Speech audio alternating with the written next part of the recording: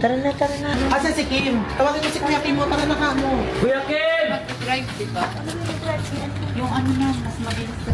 How to live just like they would. It ain't their business, but they in it. I Tara na, tara na. Asa si Kim? Tawagin mo si Kuya Kim mo, tara na ka mo. Kuya Kim! Mag-drive, diba? Yung ano na, mas mabilis ka. Tanang natin muna dito sa guard kung ano. Kasi for sure naman, mapapansin kung naglakad. Mapapansin siya dito. Hindi, marami kasing lagusan dito, tayo maraming gate. Eh, ayun nga. Hindi, i-try na lang din natin para sure. Sabihin nyo na lang pagka merong napansin. Oo.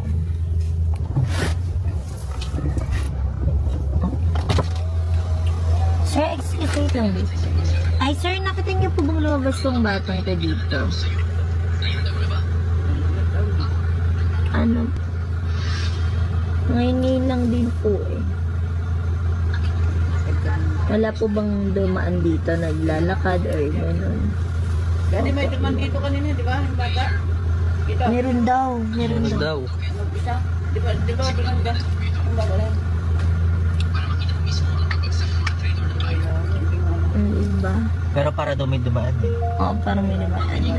Tingnan muna natin dito. Apo, thank you po. Thank you po, sir. So, ibig sabihin, lumabas siya, naglalakad. Nalakad yan. O, ibig sabihin, dito lang yan. Naglakad eh. Hindi ba yun? Hindi ba yun? Hindi ba yun siya? Ay, no? Hindi talaga eh. Hindi.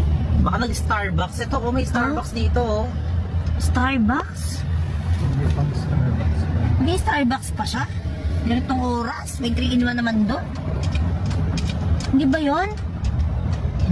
Ay, hindi ko alam. Hindi, te. Saan na kaya yun?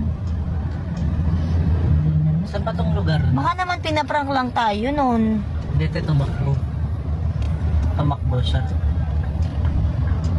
Hindi ba yun? Pogi naman yun. Eren naman, hinahanap natin yung kapatid mo. Napogian lang ako. Dapat pala, dinibdib ko na lang yung mga sama ng loob na inano ko kay Eileen. Dapat di ko na pala sinabi sa kanya yun. Okay. O alam ko lang na ganito yung magiging dating sa kanya, dapat hindi ko na sinabi. Dapat hinayaan ko na lang, dapat...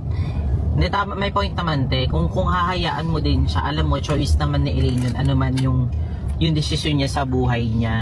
don't need no one to tell me how to live just like they would.